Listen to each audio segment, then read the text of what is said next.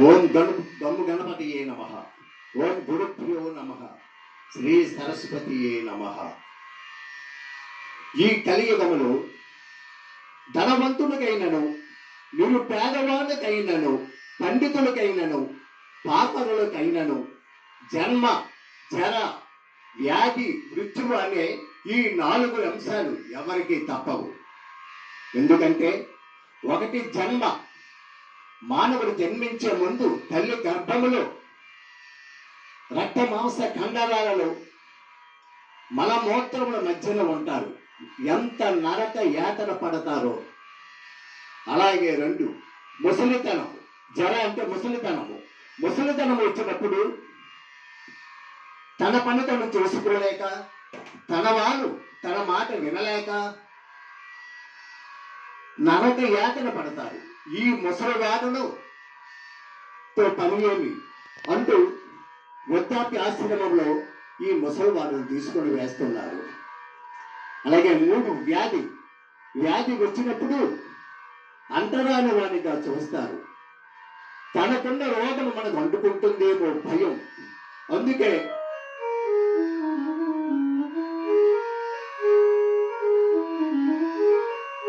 కోట్లు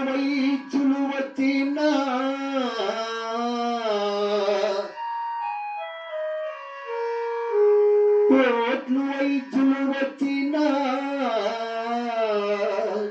మరణమొచ్చే వ్యాధిని మాన్పగలరా? ఇన్ని కోట్లు మంది వైద్యులు వచ్చిన మరణం వచ్చిన వ్యాధిని మాత్రం మాన్పే తరం ఎవరికీ కాదు. మాయదేశమును స్థిరమని నమ్మి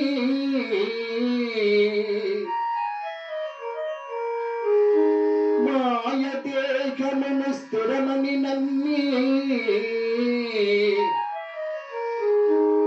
కోట్లు ధనంబు పెట్టిన మరణము తప్పదు.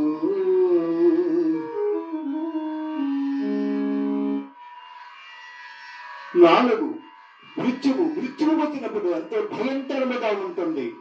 అయ్యో నా ప్రాణములు పోతాయని భయంతో ఉంటారు.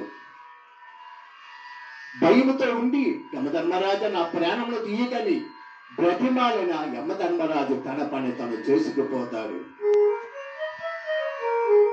ఎంత చెప్పిన సిగ్గులేదా,